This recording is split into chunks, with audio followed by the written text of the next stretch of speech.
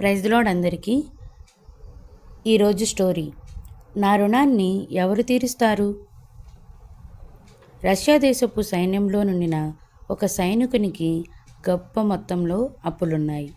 ఎలా తీర్చాలో అర్థం కాక నిరుత్సాహపడుతూ ఉన్నాడు.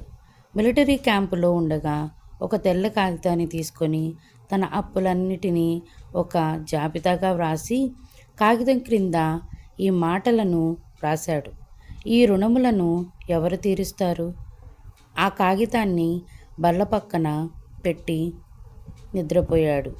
ఆ దేశపు చక్రవర్తి నికోలాస్ రహస్యంగా మిలిటరీ క్యాంపును పరీక్షిస్తూ ఈ సైనికులుండిన చోటుకు వచ్చి తనకెదురుగా నుండిన పేపర్ను తీసి చదివాడు. ఒక కలాన్ని తీసుకొని ఈ అప్పులను ఎవరు తీరుస్తారు అని వ్రాయబడిన వాక్యం కింద నికోలాస్ అని సంతకం పెట్టి వెళ్ళిపోయాడు. ఈ సైనికుడు నిద్ర నుండి మేల్కొని చక్రవర్తి సంతకాన్ని చూచి మికిలి ఆశ్చర్యపడినాడు. ఆ మరుసటి ఉదయమే డబ్బు పంపించబడింది, రుణము తీర్చబడింది. మనకు రుణమున్నది, అదే పాప రుణము. దానిని ఎవరు తీర్చలేరు. ఏ రాజు, ఏ చక్రవర్తి వల్ల కాదు. అది ఎన్నటికి తీరక అట్లుండవలసిందే.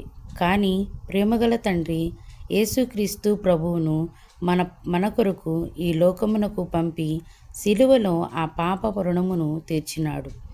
నా జనులను ఓదార్చుడి, యెరూషలేముతో ప్రేమగా మాట్లాడుడి. ఆమె యుద్ధకాలము సమాప్తమాయెను, ఆమె దోష రుణము తీర్చబడెను. యెషయా 40వ అధ్యాయము 2వ వచనము.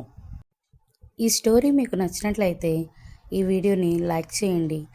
ఇలాంటి మరెన్నో కథల కోసం మా ఛానల్ని సబ్స్క్రైబ్ చేయండి. బైబిల్లో ఈ కథ లాంటి స్టోరీ ఎక్కడుందో తెలిస్తే కామెంట్ చేయండి. Thank you.